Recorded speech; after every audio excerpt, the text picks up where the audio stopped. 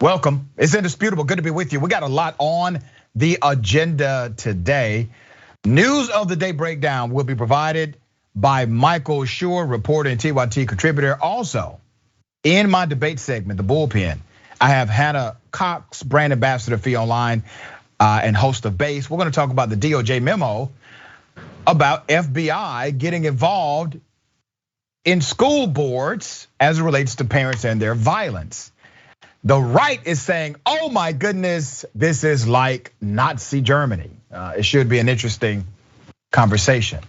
My top story for today: 100 kids at a majority black public school could not get inside of the school, had to wait outside for hours. Many of them walked home or got a ride home because they had the audacity to leave their student ID. Now, let's be very clear. If you had to carry an ID to school, you lost it or did not bring it with you that day, maybe they could have shown a little grace here. Let me show you a picture of them standing outside. It's a horrible scene. These are kids trying to get an education, okay? This happened in Atlanta, Georgia. More than 100 students say they were forced to wait outside for hours at an Atlanta high school because of strict school ID requirements. Atlanta Public Schools spokespeople told Channel 2's Audrey Washington that they told students and parents that no one was allowed inside the building without a school ID. Now, I want to remind you, this is basically a new thing, all right? They were off for a 1 week break, and after that 1 week break, they come back and they can't go to school because they don't have their student ID. This is Frederick Douglass High School. They forgot their IDs, had to stand outside for hours.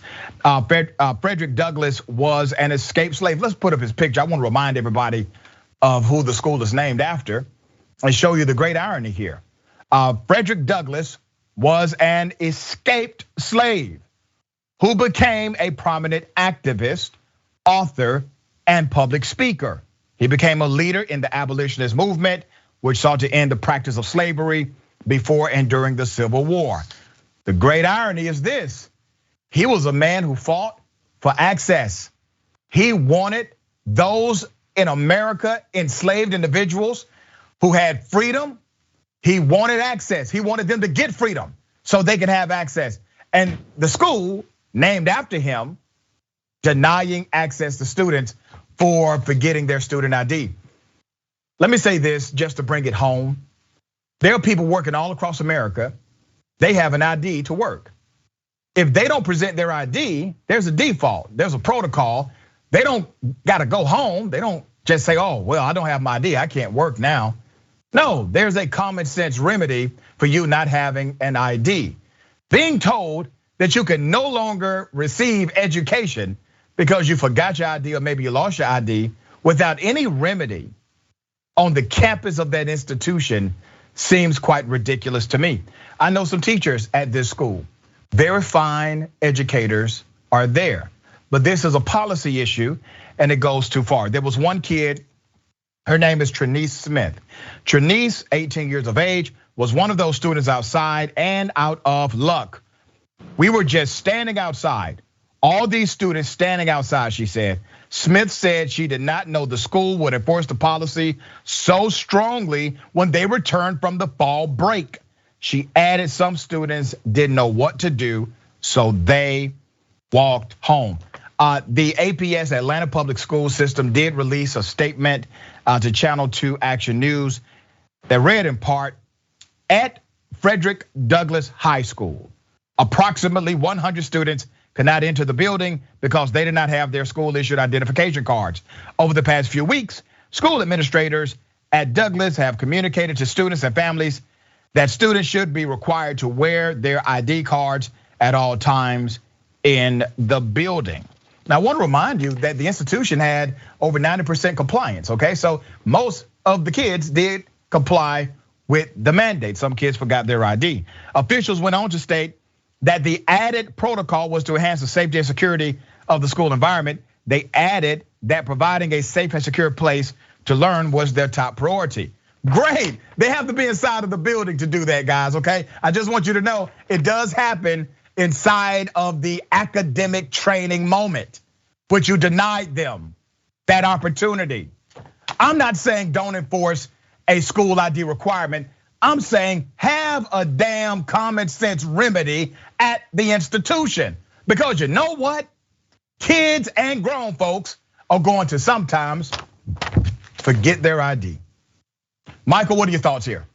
Yeah, well, I mean, first of all, you said it perfectly. I mean, there has to be a secondary remedy. At TSA, if you show up to the airport and you don't have your ID on you, there is a plan B at the airport to get you past security at an airport. This is a school, so there has to be a plan B for that. And what's going to happen next? It's almost as if they would want them to have an ID to vote. Oh, never mind. That's a good one, brother. But it is about. I mean, there's got to be a remedy. This is not so cut and dry that you cannot deny a child to come in. They went home, and you're exactly right. If you were, nobody would bring their ID to work if they could then just go home and not go to work. But exactly. But the idea is ridiculous. All right, well, they are coming up with a plan. I spoke to some people off record earlier today, and they are going to have a common sense remedy so that if a student happens to not have their ID, then there's a way to prove they are a student. All right, good stuff happening, moving in the right direction.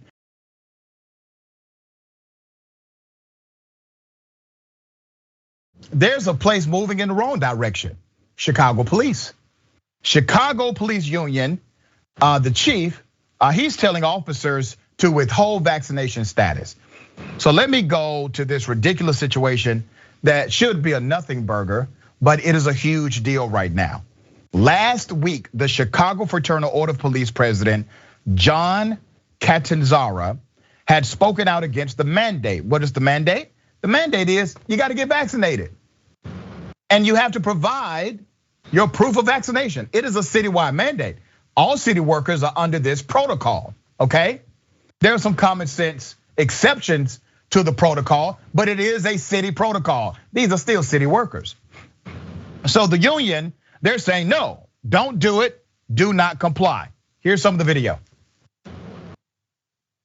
All I can tell you is if we suspect the numbers are true and we get a large number of our members to stand firm on their beliefs that this is an overreach and they're not going to supply the information in the portal or submit the testing, then it's safe to say the city of Chicago will have a police force at 50% or less for this weekend coming up.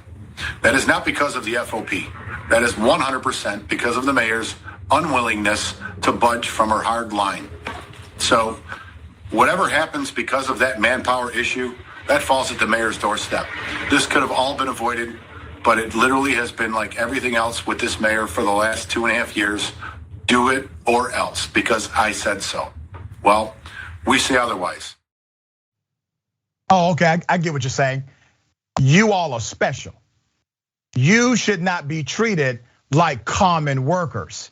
You should not be subject to the same rules and regulations as every other city employee. Where did you get that from? Maybe because you all have been treated quite differently than any other employee. Maybe because if you kill somebody, you get to go to work and perhaps a promotion no other city employee would experience something like that.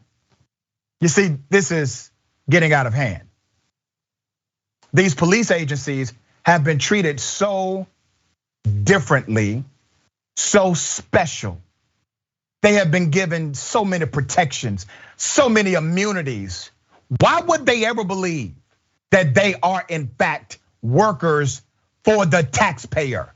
Why would they believe that? We haven't treated them that way. We have not held them accountable to that manner.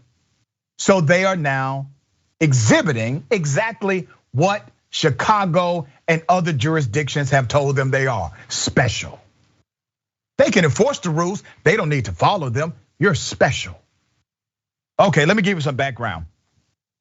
The memo states that any civilian or sworn employee who disobeys a direct order to comply with the city's vaccination policy will become the subject of a disciplinary investigation that could lead in a penalty up to and including separation from the Chicago PD. Furthermore, sworn members who retire while under the investigation may be denied retirement credentials. The memo also informed officers their elective time off would be restricted, because that was another trick that the union said they needed to employ. According to the Officer Down Memorial page, COVID-19 is the leading cause of death for cops around the entire country, okay? Mayor Lightfoot was able to get a restraining order from a judge to stop the union chief from his ridiculous commentary. So there's a temporary shut the hell up until it's adjudicated. What did that cause him to do? Here it is. We just had a court hearing about the city's temporary restraining order to prevent me from discussing the vaccine policy. The judge granted the temporary restraining order, so until Monday's hearing, follow-up hearing, I will not be able to speak anymore on the policy, any way, shape, or form, in either way. So, with that being said, everybody has to do what's in their hearts and minds, whatever that is. But I will just leave you with this. Policy starts at the top in this city, and it has proven time and time again that the top of this city's policy needs to change. With that being said, enough is enough. Okay, great, you're gonna run for mayor. Good luck on that. But let me just remind everyone, he was telling all of the cops to violate policy. Do not follow the rules, do not comply. We're gonna stand strong, we're tough, we're the police. And then a judge says, shut the hell up. He says, oh, okay. Wait a minute, what happened to the protest? What happened to all of this zeal? Sticking it to the man. What happened, John? Where are you, John? John, I thought we were supposed to be standing together on this. I'm sure your police friends will stand with you. Brother, what's going on here? One person has shut you up when you told an entire fleet of men and women to defy the order of their mayor? And you can't deny the order of one judge? Come on, a gag order? Michael, am I seeing something wrong here? Seems hypocritical to me, brother. No, well, it is. I mean, they're so used to immunity that they maybe think that they're actually immune to COVID. I think that's what's going on here. But I do think that one of the things that I found interesting about the way that they approach this is that, and you hit on a little bit, Rashad, about taxes, right? I mean, if this was at Rashad Ritchie's hardware store and they didn't like your vaccine rule, I could see where they'd have rule to challenge it, to not have to be forced to disclose it in this private place of work. But the taxpayers of Chicago pay these people. They elect the mayor to make decisions about this, and those people have to abide by those decisions. Yeah, they can challenge it in whatever way they want, but they have to abide them until such a time is that it's overruled by a court, and that's not what's happening here. Yeah, very well said. All right, I knew I was going to get to it at some point. Trump peeing on girls, I guess. Despite Trump denying it last week, the British spy is still very confident that there is a P tape out there with Donald Trump, okay? The former British intelligence officer, Christopher Steele, I'm gonna try to get through this, okay? Sat down with George Stephanopoulos to discuss the controversial findings of his dossier. This was back in 2017, and we are still talking about it today. Listen, here's the thing. I don't know if we will ever find the P tape, but do you really put it past Trump to pee on somebody? Really? No. I mean, it probably exists, right? If the tape isn't there, he likely still did it though. Here's some of that interview. And today, do you still believe that tape exists? I think it probably does, but I wouldn't put 100% certainty on it. So how do you explain if that tape does indeed exist, it hasn't been released? Well, it hasn't needed to be released. Why not? Because I think the Russians felt they'd got pretty good value out of Donald Trump when he was president of the US. All right, Michael, what are your thoughts here? I don't really know where to go. Look, he peed all over the Constitution, which is a lot more right. important than what he did in his private life here. The other part of it is, as much as we do know about Donald Trump, seems like it should be enough. And whether or not it was, I mean, I'd say that it was because he lost the election in 2020, and that seems to be the result of, I would say, a compendium of these things being brought out, and this is among them. But I don't think it's going to change anything whether it's released or not. Yeah, and that's the thing about the era we're living in. P-tape or no P-tape, it will not change his following. His following will make an excuse for it. His following will say, well, that was before he was anointed to be our Messiah. Whatever they want to say about him, okay? They will continue to follow him and make excuse. What we've seen year after year, Michael, we have seen, especially the Christian evangelicals, they have literally transformed their religion in order to fit Donald J. Trump inside of it. Donald Trump went on record and said he has never asked for forgiveness, right? Well, that's a hallmark of the Christian faith. Oh, well, maybe he never needed to. Maybe he never did anything wrong. You only ask for forgiveness if you've sinned. Maybe he's never sinned. Well, that would make him your Messiah, Mr. and Mrs. Christian Evangelical. That's what that will make him. But that's the way he has been able to operate in this current political space. And they got, if I have time for a second here, they got what they wanted. They were able to use him as a vessel of sorts to get their 3 Supreme Court justices. If they bite their tongue, they're very good at it, bite their tongue, vote for this man, they know what's coming back to them for that vote. So I would say as a special interest, they know exactly what they're doing, the Christian evangelicals. And in the case of Donald Trump, it worked very well for them. Yeah, and that's why you have to stop voting personality and vote for the agenda. The agenda is what you're actually trading in. When you send a politician to Washington, you are sending a person who is supposed to trade in for a policy. And that policy should be a policy that creates progress for the community that you love. That's how it works. It's a very transactional game. We want it to be transformational. We would love it to be transformative, but it is not. That's not the game. Now, if you come across some people that are transformative, like AOC and Bernie Sanders and others, great. They are the minority, all right? All right, we got more on the other side. It is indisputable. Stick and stay.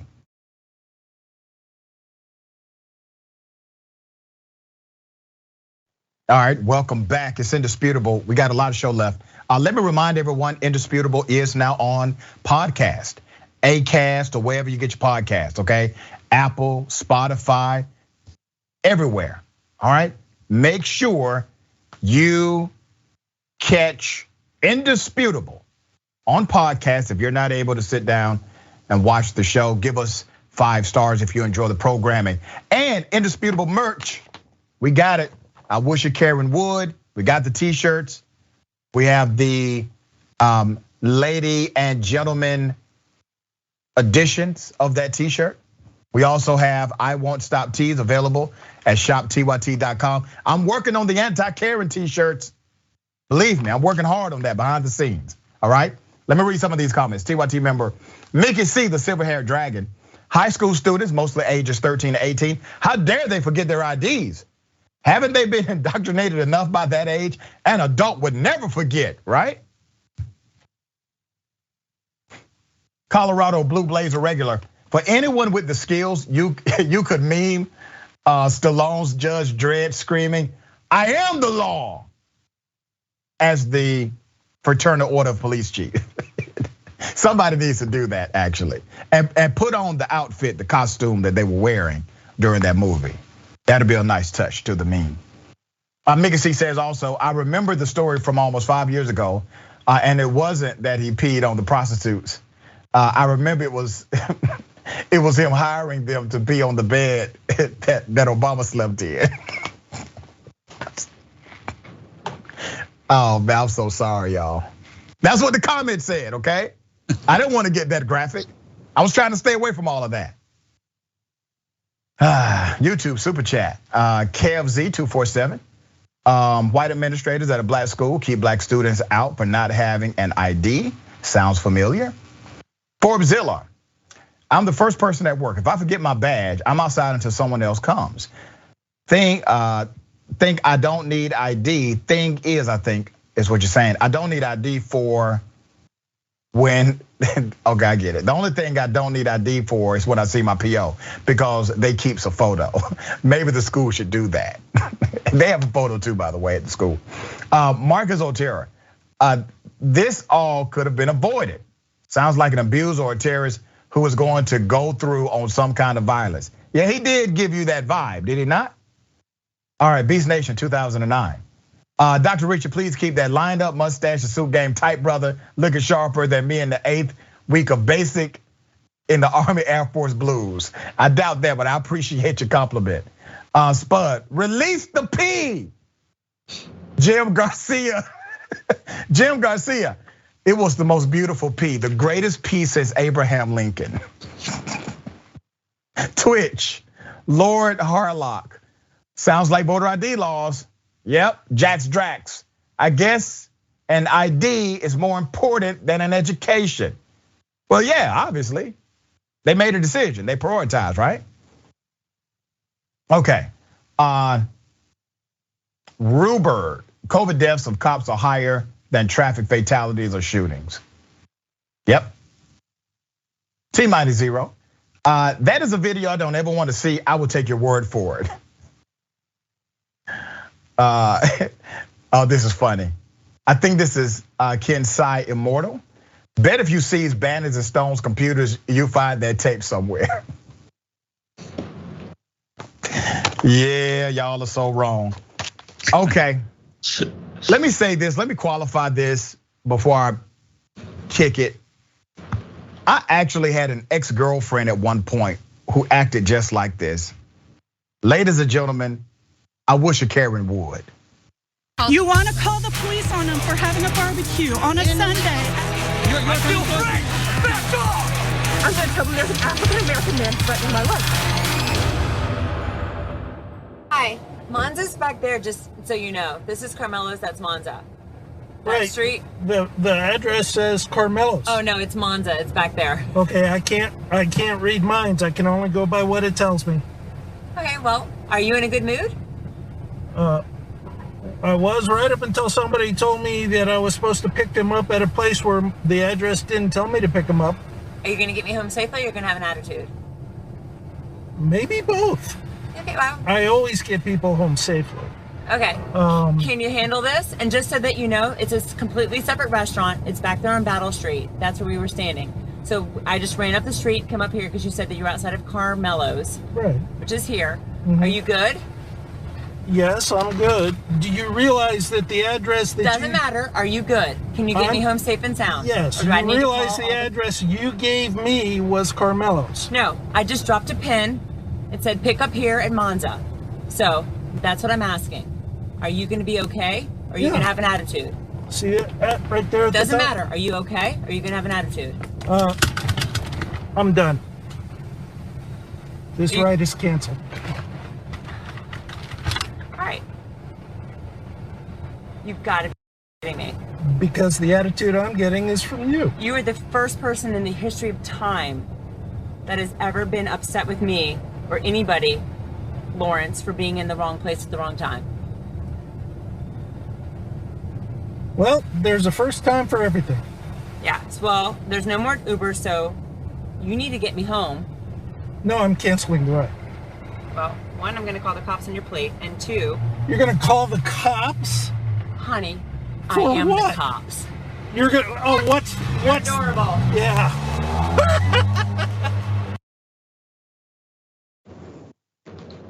There is so much here. The Karenicity is really strong here. A great case study for us to examine. She ended the conversation, she ended the argument, as many Karens do who are suffering from Karenicity, by calling a gun to the scene. She's going to call 911 on his tag. He's shocked by this because there is no reason to call a gun to the situation. And then she says, honey, I am the cops, okay? So let's go through this. She said this was the first time in the history of time. Now that's a long time, the history of time. I would imagine, I don't know how to calculate that, but the history of time is a very, very long time. This is the first time in the history of time, according to this Karen, that anybody has ever done something like this period, in the history of time.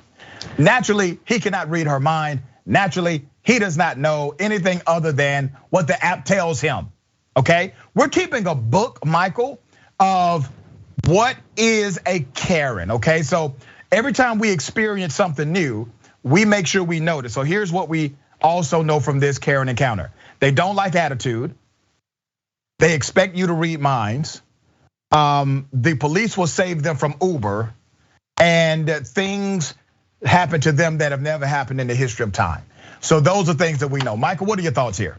Well, yeah, it's not just it's not just in the history of time that this has never happened. No one, she says, has ever been upset with her or anybody else in the history of time. This is the first time in this woman's life, in Karen's life, that anyone has been upset with her, and it happens to be this guy who's just picking her up to take her home. I mean, it's just, it's unbelievable. And yeah, and then the line, as it, the honey I am the cops. I mean, that to me is everything, because that probably in your Karenicity book, it applies to so many people who think that they are in that moment. This had all the, check off everything on this one.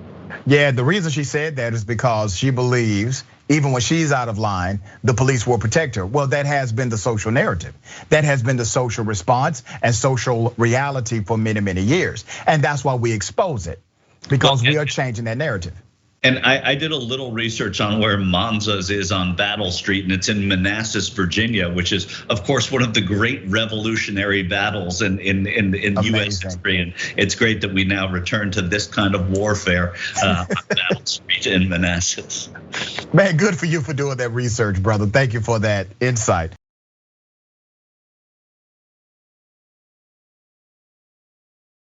All right, I got something for everybody. Double dose.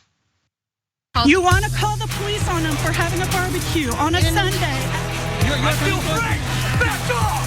I'm going to tell them there's an African-American man threatening my life. This is mine, you can't take it. I tried borrowing yours. You didn't want to let me use it. I brought my microphone, I'm going to use it. This is perfect, thank you. We're set up great. If you don't take the seat, the pandemic started all because humans had lost a little bit of faith. You're gonna cuff me? You're going to have to cuff you. You're gonna cuff me? Yes. I'm right in front of my ma'am. I don't need to be taken anywhere. I don't need to be cuffed. Ma'am. I'm completely harmless. Immediately. Also, I think you're all enjoying this because, like I said, I'm not terrible to look at. Ma'am.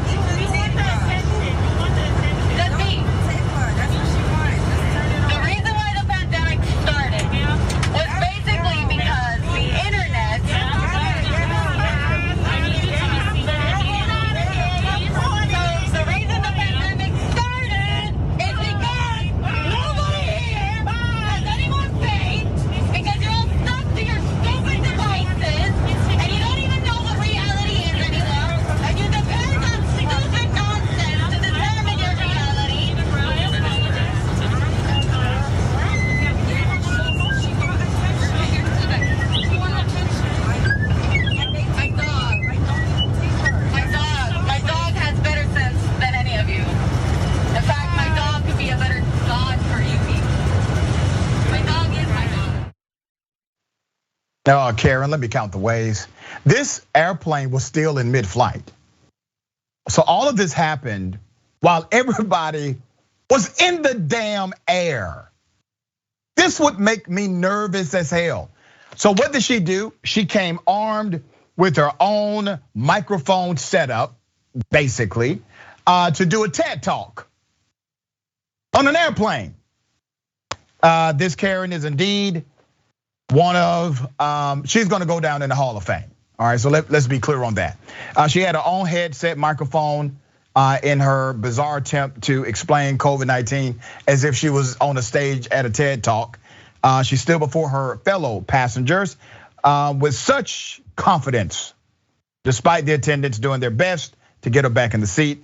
How did we get this information? We actually got it in real time. Like this hit the world basically while the plane was still in the air, because singer-songwriter Johnny was on the plane and decided to purchase the plane Wi-Fi, the airline Wi-Fi, just to upload this. Thank you, my friend. Thank you. Michael, why would someone plan to do this? This was planned.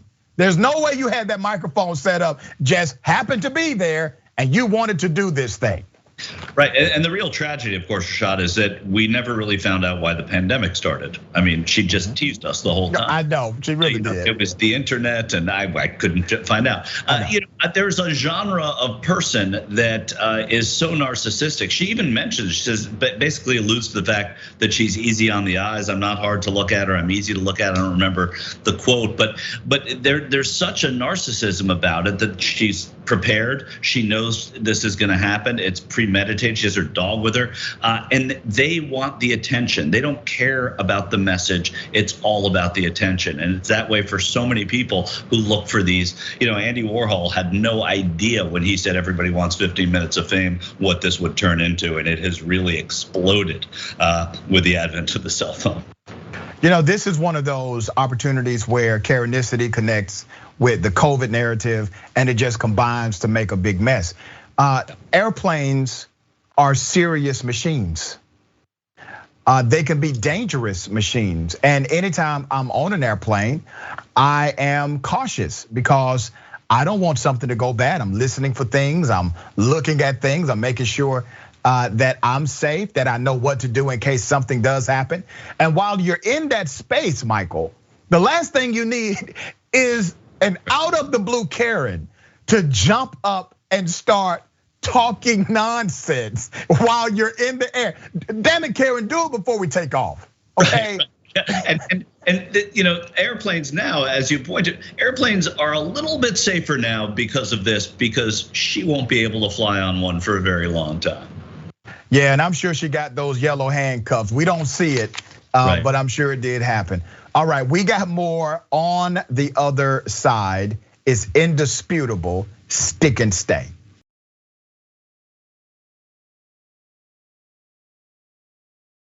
All right, welcome back. We got a lot of show left. Don't forget about podcast, Indisputable on podcast, anywhere you get your podcast, okay?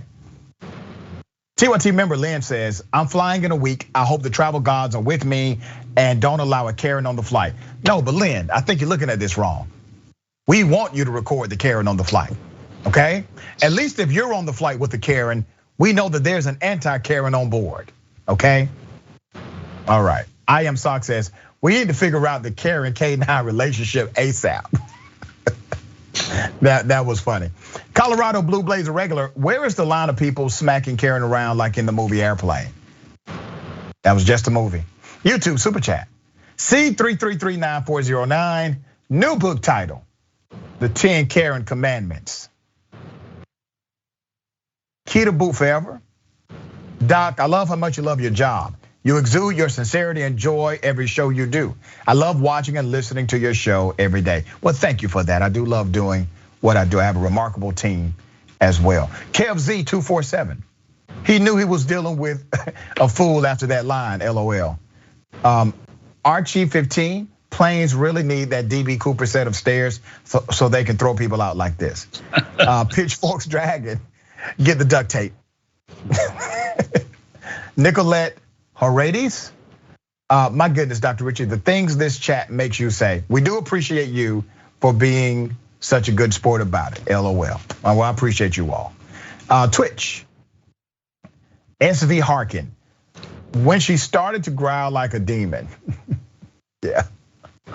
Glitteriest Lady Dread, should she have brought a ring light to amateur? All right. Shifting gears, what if I told you that there's a woman who was assaulted and then she's getting away from the assault to only be assaulted by a police officer while leaving that assault? Let me show you the video.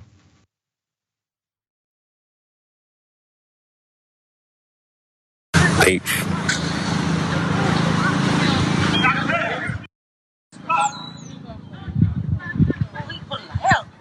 Nobody record that? Oh, tripping. Oh, he got it on. You see, stuff like this really pisses me off. This woman was just victimized and then victimized again by a cop. Her name is Chantel Arnold. This was a sheriff deputy at the Jefferson Parish in Louisiana. This was caught on video by someone who just happened to be around. Noticed that it did not seem right. Let's put up a picture of this young lady who was assaulted twice. There she is. Disheveled and covered in dirt, Miss Arnold stumbled down the road towards her home when an unidentified Jefferson Parish Sheriff Office deputy rolled up beside her in his patrol car. He sees that something is wrong. She's been assaulted. In the transcript of her interview with Internal Affairs, Arnold says, "I'm on my way home. I ain't make it all the way to the block. The police came out of nowhere swarming, getting me like, come here." I'm like, what's going on? "I just got beat up by 2 children." She's talking about 2 teens that jumped her. "And what are y'all doing?"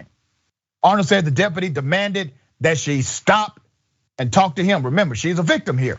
She's a victim of a crime. She told him she had just been assaulted. She tells him, "A crime happened to me." Wanted to go home and continue walking. According to Arnold's uncle, Tony Gibbons, the officer jumped out of his vehicle, grabbed Arnold, and threw her to the ground unprovoked. Arnold told the NOLA that her altercation with the deputy left her with several bruises and scratches, a busted lip, and recurring headaches. She was not charged with a crime afterward, charged with nothing. In a statement, Louisiana's ACLU said the video was another testament to how often the sheriff's department targets and brutalizes innocent, unarmed members of the Black community. That deputy is now under investigation by the Jefferson Parish Sheriff's Office for his actions on September 20th. They're playing that game they play. We're not releasing information until the conclusion of the investigation, blah, blah, blah. They don't want to give us pictures and names. So we have a game we play as well over here at Indisputable. We put up the boss. So if you don't tell us who they are, we put up the boss. So here's the sheriff, here's his boss, Joseph Lopinto III. That is the sheriff of Jefferson Parish. Okay, he's the person in charge. Buck stops with him. And until we have another picture, that's the guy you should remember. All right? Michael seems really insane that a victim of a crime would get thrown around by her head, her hair, would be physically assaulted by a cop after she told the cop, "I was just physically assaulted." She does have a right to continue to go home. She does not have to be forced to press charges.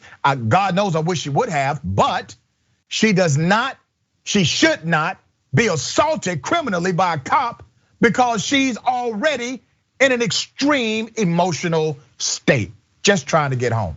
I mean, there's not much to add to what you're saying and what we just saw. One thing, coming out of the Karen conversation, right? You'd think, oh God, if we just didn't have cameras, if we didn't have these things, these people couldn't get those moments of self-sought fame and get the attention that the Karens get. Then you see a story like this and you say, thank goodness we have cameras, because starting with Rodney King at the advent of videoing these incidents, imagine, you don't have to imagine, and in your community, it's gone on for centuries, really. Yeah. That knowing that this has been going on and now we can document it, and now we can go after the people that work for Joe Lopinto and the people that are doing these things to other innocent people, and that's the benefit of having these cameras. So I wouldn't trade it for a thing. Dr. King had a strategy. I teach Dr. King as a social agent at the university. It's one of my favorite classes to teach. And when you analyze the strategy of Dr. King, he knew that it was important to expose the behavior publicly.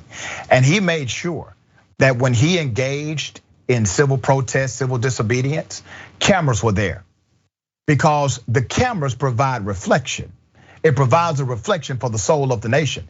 Now, you could try to cover up who you really are. You can put on a nice tie, you can put on a nice position, and you can speak like you want to speak. You can make the presentation, and that presentation may work for you. But when it is exposed publicly, what you're actually hiding, that's when things start changing.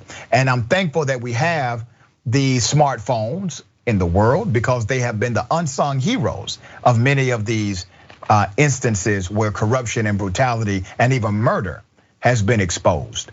All right. Yeah, I don't know if it's a full or not, but and going off, and this, I'm not telling you anything you don't know, but the images of Birmingham with the dogs.